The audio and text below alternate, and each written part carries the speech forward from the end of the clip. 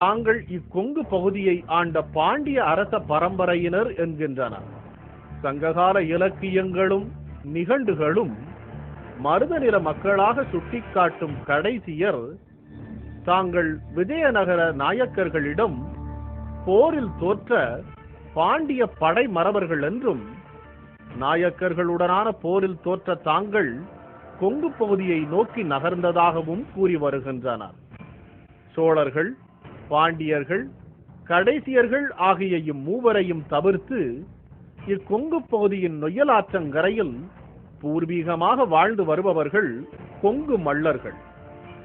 சுமார் 2000 ஆண்டுகளுக்கு முன்பே கிரேக்கர்களுடனும் எகிப்தியர்களுடனும் வர்த்தகம் நடத்திய, அக்காலத்திலேயே உலக புகழ்பெற்ற தொழில் நகரமாக விளங்கிய வெள்ளலூரை தலைநகராக கொண்டு இம்மண்ணை ஆண்டவர்கள்தான் இக்கொங்கு வம்ச மல்லர்கள். ஒரு அரசாட்சி அமைப்பான அரசர், அமைச்சர், அதிகாரிகள், பண்ணாடிகள், துணை பண்ணாடிகள், அக்கசாலை, ஓடும் பிள்ளை என்ற பழந்தமிழர் அமைப்பை மல்லர்கள் தமிழகத்தின் பிற பகுதிகளில் வடுகர்களிடம் பறிகொடுத்தாலும் இக்கொங்கு பகுதியில் இவற்றை விடாது கடைபிடித்து வருவது இவர்களே பழந்தமிழ் அரச பரம்பரையினர் என்பதை நிரூபிக்க போதுமான வரலாற்று சான்று என்றால் அது மிக இல்லை. ஏனெனில் இப்பழக்க வழக்கம் இக்கொங்கு பகுதியில் வேறு எந்த சமூகத்திடமும் பின்பற்றப்படுவதில்லை. கொங்கு பகுதியில் மட்டுமல்ல, தமிழகத்தின் மற்ற எந்த பகுதியிலும் மல்லர்களை தவிர வேறு எந்த சமூகத்திடமும் இத்தகைய பழக்க வழக்கங்கள் நடைமுறையில் இல்லை. மேலும் பேரூர் சிவன் கோயிலில் பண்டைய இந்திர விழாவின் எச்சமாக இன்றும் நடைபெற்று வரும் நாற்று நடவு திருவிழா எனும் பொன்னேர் பூட்டும் திருவிழாவில் அக்கோயில் நிர்வாகிகளால் இந்த 4 வம்ச பட்டக்காரர்களுக்கு முதல் மரியாதை தருவதுடன் சிவனே இவர்களுடன் சேர்ந்து மல்லர்களின் வயலில் இறங்கி நாற்று நடுகிறார். கோவையில் இந்நாற்று நடவு திருவிழா நடைபெறும் அதே காலகட்டத்தில் தென்கிழக்கு ஆசிய நாடுகளான தாய்லாந்து, வியட்நாம், கம்போடியா உள்ளிட்ட நாடுகளிலும் இதே நாற்று நடவு திருவிழா நடைபெறுகிறது. கோவையில் சிவனும் பார்வதியும் நாற்று நட்டு விழாவை தொடங்கி வைப்பது போல் அந்நாடுகளில் அந்த நாட்டின் அரசர்கள் நாற்று நடவு திருவிழாவை தொடங்கி வைக்கின்றனர். இவ்விழாக்களின் மூலம் நமக்கு கிடைக்கும் வரலாற்று செய்தி யாதெனில், நாற்று நடவு திருவிழாவை பழங்காலம் தொடங்கி இக்காலம் வரை தொடங்கி வைப்பவர்கள் அரசர்கள் என்பதும், கோவை பேரூரில் நடைபெறும் நாற்று நடவு திருவிழாவை பழங்கால அரச முறைப்படி பாண்டிய மல்லர்குல வேந்தனான வடிவம்பன பாண்டியன் எனும் சிவன் தொடங்கி வைக்க, அவரின் வாரிசுகளான பிற்கால பாண்டியர்கள், சோழர், கடையர் மற்றும் கொங்கு வம்ச அரசகுல பிரதிநிதிகளான இந்த 4 வம்சத்து பட்டக்காரர் தலைமையில் இன்னும் இவ்விழா சீரும் சிறப்புமாக நடைபெற்று வருகிறது என்பதே இவர்களே தமிழர்களின் அரச வம்சத்தினர் என்பதற்கு நேரிடையான சான்றாக உள்ளது. மேலும் சங்க காலத்தில் தமிழர்களின் தேசிய விழாவாக இருந்த இந்திர விழாவை தமிழர்களிடம் இருந்து ஆரிய வடுகர்கள் அழித்தொழித்து விட்டாலும் அவை இன்றும் தென்கிழக்காசிய நாடுகளில் புத்தாண்டாகவும் வசந்த விழாவாகவும் கொண்டாடப்பட்டு வருகிறது. இந்திர விழாவையும் நாற்று நடவு திருவிழாவையும் மட்டுமல்ல, இவை போன்ற பல்வேறு பண்பாட்டு கூறுகளையும் தமிழர்களின் அறிவாற்றல்களையும் தென்கிழக்கு நாடுகளுக்கு கொண்டு சென்றவர்கள் காஞ்சியை தலைநகராக கொண்டு ஆண்ட பல்லவ பேரரசர்களே. இப்பல்லவ பேரரசர்கள் பற்றி எழுதியுள்ள பல வரலாற்று அறிஞர்கள் பல்லவர்கள் தமிழர்கள் இல்லை என்றும், அவர்கள் இன்றைய ஈரானிலிருந்து வந்தவர்கள் என்றும், தென்கிழக்காசிய நாடுகளிலிருந்து வந்தவர்கள் என்றும் தங்கள் மனம் போன போக்கில் கண்டபடி எழுதி வைத்துள்ளனர். பல்லவர்கள் தமிழர்கள் அல்ல, அவர்கள் அந்நியர்கள் என்பதை நிரூபிக்க அவ்வரலாற்று அறிஞர்களிடம் என்ன ஆதாரங்கள் உள்ளன என்பது நமக்கு புரியவில்லை. மாறாக பல்லவர்கள் தமிழர்கள்தான் என்பதையும் அவர்கள் மல்லர்கள்தான் என்பதையும் நிரூபிக்க தக்க வரலாற்று சான்றுகள் கோவை பகுதியிலேயே உள்ளன. பழங்காலத்தில் காஞ்சிமா நதி எனும் நொய்யலாற்றங்கரையில் அமைந்துள்ள பேரூரே பெரும் நகரமாக இருந்துள்ளது. இப்பேரூருக்கு அருகே இருந்த அடர்ந்த வனப்பகுதிதான் இன்றைய கோவை மாநகரம். பேரூருக்கு அருகே இருந்த அடர்ந்த காட்டுப்பகுதியை கோவன் என்ற இருளக்குடி தலைவன் பண்படுத்தி மக்கள் வாழ தகுந்த பகுதியாக மாற்றியதாக சோழர்கால சாசனம் ஒன்று தெரிவிப்பதாக கூறுகிறார் திருப்போரூரின் பண்டைய சரித வரலாறு என்ற நூல் எழுதிய திரு ராமச்சந்திர செட்டியார். இக்கோவன் வழி வந்தவர்கள் இன்றும் கோவையிலும் கோவைக்கு அருகே கேரள மலைப்பகுதிகளான அட்டப்பாடியிலும் வாழ்ந்து வருகிறார்கள்.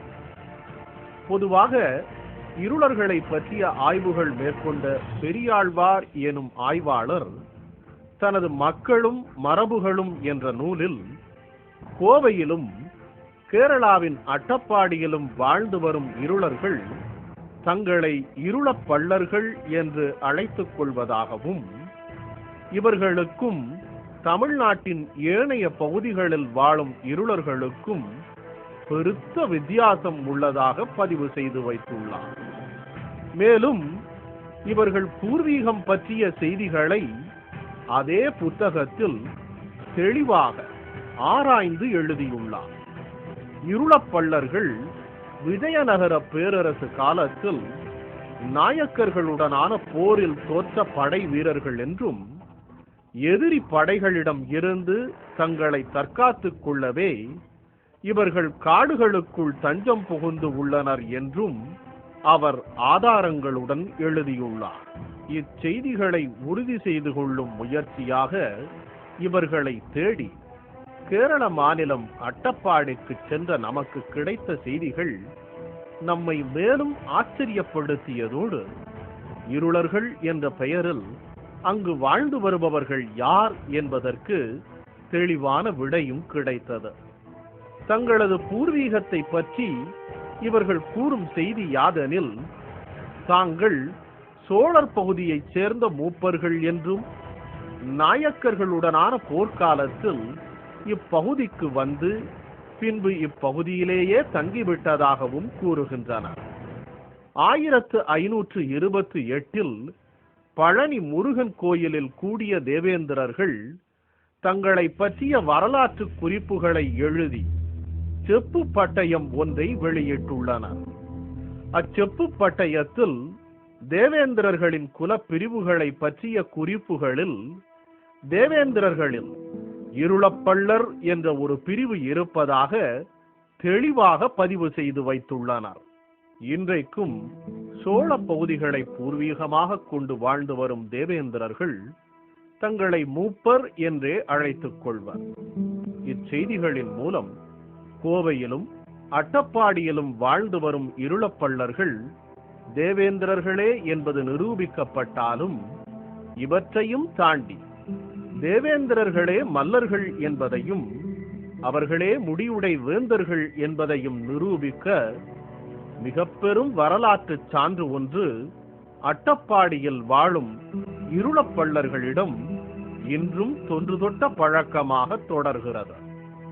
அட்டப்பாடியில் வாழும் இருளப்பள்ளர்கள் தங்களை மல்லர் வம்சம் என்றும் தங்களுடைய தலைவரான ஊர் மூப்பரை மல்லர் என்றுமே இன்றும் அழைத்து வருகின்றனர். மலை கிராமங்களில் வாழ்ந்து வந்தாலும் மற்ற மலை சாதியினர் போல் இல்லாமல் இவர்கள் அனைவரும் ஆற்று ஓரங்களிலேயே வாழ்ந்து வருவதோடு வேளாண்மையும் செய்து வருகின்றனர். இவர்களில் பெரும்பாலானோர் தங்களுடைய பெயர்களாக மல்லர், மருதன், மருதையன் என்றே வைத்துள்ளனர். இவர்களது இறப்புச் சடங்குகளை பற்றி எழுதியுள்ள திரு பெரியாழ்வார், இருளப்பள்ளர்கள் இறந்தவர்களை புதைக்கும் பழக்கம் உடையவர்கள் என்றும் அவர்களின் சமாதிக்கு மேல் கல் வைத்து வழிபட்டு வருகின்றனர் என்றும் தனது மக்களும் மரபுகளும் என்ற நூலில் எழுதி வைத்துள்ளார். இதை மெய்ப்பிக்கும் விதமாக இவர்கள் இப்பகுதியில் முதலில் குடியேறிய போது இவர்களுக்கு அரசனாக இருந்த ஊர் மூப்பன் இறந்த பின் அவனது சமாதி மீது லிங்கம் வைத்து அவனை மல்லீஸ்வரனாக இன்றும் வணங்கி வருகிறார்கள். நாங்கெல்லாம் மல்லருது பசங்க தான். நாங்கள் எங்க வம்சத்துல தமிழ் எல்லாம் எது வேணும்னாலும் பேசுவாங்க, எல்லா பாஷையும் பேசுவாங்க. நான் மல்ல. அது மல்லன்னு சொன்னா மல்லீஸ்வரனுக்கு தான் மல்லன்னு பேர் வச்சது. நானும் சொல்லிட்டேன், நான் மல்ல. ஓப்பனாக சொல்லலை. நான் மல்ல. எனக்கு அவையும் தேடி வந்துட்டேன். எனக்கு நீங்க இடம் கொடுத்தாதே பத்தவங்க. அப்படியே அவையும் தேடிட்டு இங்கே சிவன் பிரவேசப்பட்டது. நீங்க இப்ப எந்த வந்தீங்க? இப்ப அப்பதான் நாங்க கிழக்கிருந்து வந்தோம். கிழக்குல இருந்து நாங்க எங்க அப்பா எங்க ஐயனதுல தேவனாபுரம், கோயம்புத்தூர். மல்லர்ன்னு சொன்னா கண்டமான இருக்குங்க. நிறைய பேர் மருதான்னு சொல்றவங்க, காளின்னு சொல்றவங்க, மாரின்னு சொல்றவங்க, இஷ்டம் போல இருக்காங்க. மூப்பன் ஒன்ன மெயின் தலைவர், பின்ன குறுதலை சொல்லுவாங்க. அவன் கோயில்காரன். என்ன ஆளை கூட்டிட்டு வான்னு சொன்ன அந்த கோயில்காரன் போய் கூட்டிட்டு வரணும். அப்போ வண்டாரி இங்க 3 பேர் சேர்ந்து எந்த பஞ்சாயத்து வேணாலும் தீர்த்துக்கலாம். தப்பும் கேடும் குண்டாமண்டி ஏது இருந்தாலும் 3 பேருக்குள்ள கீழடங்கி செஞ்சுக்கணும். நீங்க 3 பேர். இப்போ அந்த ஊர் மூப்பருக்கு பேர் என்ன வைக்கிறாங்க? ஊர் மூப்பருக்கு பல பேர் இருக்குது, என்ற பேர் இருக்கும். பல ஊர் ஆளுக்கு செல்லன்னு இருக்குது, காளின்னு இருக்கிறான், மல்லன்னு இருக்குது. எங்க ஊர்ல 10 மல்லன் தான் ஊர் மூப்பனா இருக்கு. இப்ப அவனோட பையன் ரூணினா ரூணி என்ன வேலை பண்றீங்க? விவசாயம். இந்த என்ன விவசாயம் பண்றீங்க? நாமும் வாழை, நெல், குறுமிளகு, பாக்கு இதெல்லாம் விவசாயம் பண்ணுறோம். சோழர்களின் பகுதிகளான இன்றைய திருச்சியிலும் கரூர் போன்ற பகுதிகளிலும் வாழும் மல்லர்களிடையே தங்கள் குலக்கடவுளாக மல்லாண்டவர் வழிபாடு எனும் முன்னோர் வழிபாடு இன்றும் பழக்கத்தில் உள்ளது. குமரிக்கண்டம் கடல்கோளில் மூழ்கிய போது அப்பேரழிவிலிருந்து தங்களை காத்த நெடியோன் என்னும் வடிவம்பல பாண்டியன் என்றும் போற்றப்படும் பாண்டிய வேந்தன் சிவனின் குறியாகவே மல்லர் தலைவன் என குறிக்கும் மல்லாண்டவர் வழிபாடு வணங்கப்படுகிறது. மல்லர் தலைவனையும் அவனுடைய மனைவியையும் அவர்கள் உழவுக்கு பயன்படுத்திய காளை மாட்டையும் குறிக்கும் வகையில் 2 பெரிய கற்களும் அதன் எதிரே ஒரு சிறிய கல்லுமான இப்பழங்கால நடுகல் முறையே பின்பு கால ஓட்டத்தில் படிப்படியாக மாறி சிவலிங்கமாகவும் அதன் எதிரே நந்தியாகவும் ஆரியர்களின் வருகைக்கு பின்பு மாறி மருதநில மல்லர்களின் வழிபாடாக இருந்து பின்பு ஈஸ்வர வழிபாடாக மாறியுள்ளது. சோழ பகுதிகளில் வாழும் மூப்பர்களிடம் உள்ள மல்லாண்டவர் வழிபாட்டின் எச்சமே அட்டப்பாடியில் வாழும் இருளப்பள்ள மூப்பர்களிடம் உள்ள மல்லீஸ்வரர் வழிபாடு என்பது இவ்வரலாறுகள் மூலம் நமக்கு தெளிவாக தெரிகின்றது. இத்தகவல்கள் ஒருபுறம் இருக்க, பல்லவர்கள் தமிழர்கள் என்று நிரூபிப்பதற்கும் இவ்வரலாற்றிற்கும் சம்பந்தம் உள்ளதா என்றால் உள்ளது என்பதே நம் கூற்று. சுமார் 2000 ஆண்டுகளுக்கு முன்பு எழுதப்பட்ட சங்ககால இலக்கியமான பெரும்பானாற்று படையில் காஞ்சியை சோழவேந்தன் கரிகாலனின் மகன் தொண்டைமான் இளந்திரையன் ஆண்டதாகவும் அவன் காஞ்சியில் மல்லர்கள் வாழ்ந்த பகுதியிலேயே வாழ்ந்ததாகவும் பதிவு செய்யப்பட்டுள்ளது.